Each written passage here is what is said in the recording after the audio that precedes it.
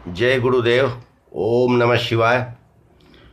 यह सूचना महर्षि जी के द्वारा भारत के महिला राष्ट्रपति, भारत के सेनाध्यक्षों और राजनीतिज्ञों और आम जनता के लिए है।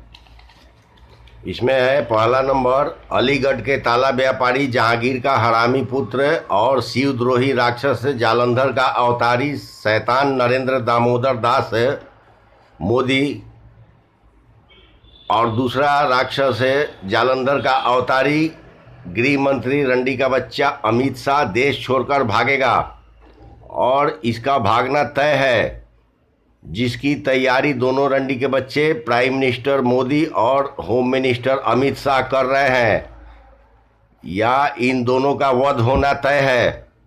और इसके बाद जो माहौल बनेगा उसके लिए देश के महिला राष्ट्रपति, भारतीय सैनिक, राजनेता और आमजन सतर्क हो जाएं और तैयार रहें।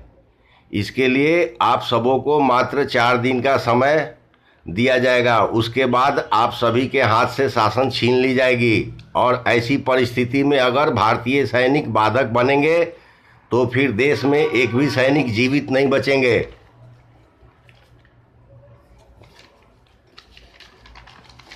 दूसरा नंबर है भारत सरकार के कर्मचारियों, इसकी भी तैयारी कर ले कि आपको कुछ महीने का मासिक वेतन नहीं मिलेगा, जो बाद में पूरा किया जाएगा। और भारत तथा पड़ोसी देशों के हाई कोर्ट, सुप्रीम कोर्ट के जजों का वेतन हमेशा के लिए बंद कर दिया जाएगा और इनका वध भी किया जाएगा। तीसरा नंबर है भारतीय रेल के यात्रीगण, जल्द ही आप ऑनलाइन टिकट नहीं ले सकते हैं, परंतु रेल कर्मचारियों की मासिक वेतन टिकट के रकम से दी जाएगी, जो नगद में होगा और कोई रेल मंत्री नहीं होगा। 4 नंबर है मात्र 20 से 25 लोग ही शासन चलाएंगे, जो वर्तमान में किसी भी राजनीतिक दल के हिस्सा नहीं है, और किसी भी राज्य सरकार के कर्मचारियों के वेतन की कोई गारंटी नहीं होगी। वे लोग अपनी तैयारी कर लें। जब परिस्थितियां सामान्य होगी तो ऐसे लोगों को बैंकों से आर्थिक मदद प्रदान की जाएगी। 5 नंबर है सामान्य लोग अपने भोजन की तैयारी व औषधि की तैयारी के साथ आत्मरक्षा की तैयारी कर ले।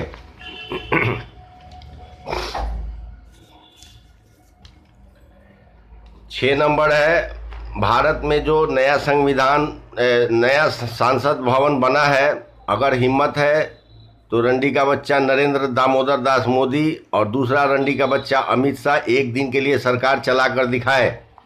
सिर्फ उद्घाटन की पूजा कर ले, इससे ज़्यादा किसी भी शैतान को कोई अनुमति नहीं होगी। अगर किसी भी सांसद या प्राइम मिनिस्टर या होम मिनिस्टर को हिम्मत है तो वहाँ से सरकार चला कर दिखाए। 7 नंबर है जिस प्रकार मणिपुर के हिंसा में कोई 1200 घर जलाए गए, कल रात्रि तक 1860 लोग मारे गए, जिसमें से सैकड़ों मैतेई हिंदू के मृत शरीर आतंकवादी और सरकार के इशारे पर गायब किए गए हैं। ठीक इसी प्रकार अब भारत सरकार व सभी राज्य सरकारों के राजनेताओं के परिवार के लोगों के साथ किए जाएंगे। इसके लिए युग परिवर्तन में अनेक कार्यक्रमों को बदल दिया गया है। 8 नंबर है युग परिवर्तन की इस बेला में अनेक कार्यक्रमों में बदलाव होंगे, ताकि ऐसे राजनीतिक जज व अधिकारी दंडित हों। अतः अब गैर जरूरी किसी भी प्रश्न के उत्तर नहीं दिए जाएंगे। इसके जगह अब सिर्फ घटनाओं की जानकारी दी जाएगी जो देश विदेश की होगी, जैसे G20 और मणिपुर हिंसा। अब हमारे एक सनातनी की हत्या को 1 लाख मानकर बदला लिया जाएगा। अतः प्रिय दर्शक लोग, कृपया युग परिवर्तन के इस अहम व विषम परिस्थिति को ध्यान में रखें और कृपया ऐसे प्रश्न ना करें जो आवश्यक नहीं हो। संदेश पूरा हुआ।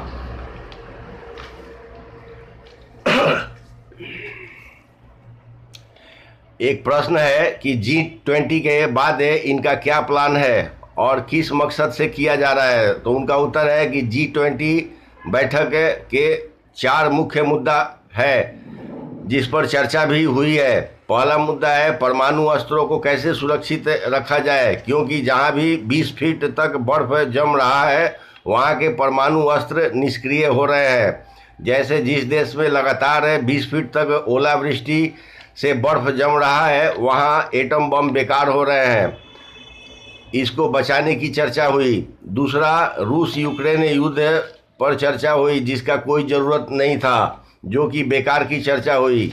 और रूस यूक्रेन युद्ध के लिए तय हुआ कि वैश्विक जनता को प्राकृतिक ऊर्जा व खाद्य पदार्थ की आपूर्ति के लिए प्रयास करते रहेंगे और अनेक प्रकार के मांसाहार को शाकाहार की तरह नागरिकों को पेश करते रहेंगे ताकि भोजन की कमी से बचा जाए।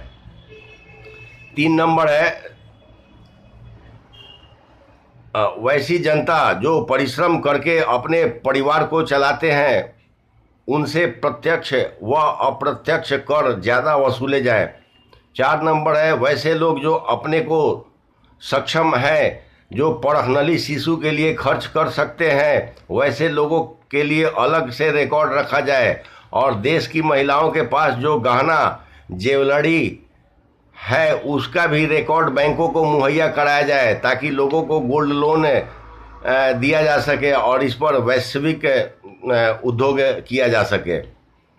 इसके साथ ही आपके प्रश्नों के उत्तर पूरा हुए। वीडियो देखने के लिए आप सबको बहुत बहुत धन्यवाद। ओम नमः शिवाय।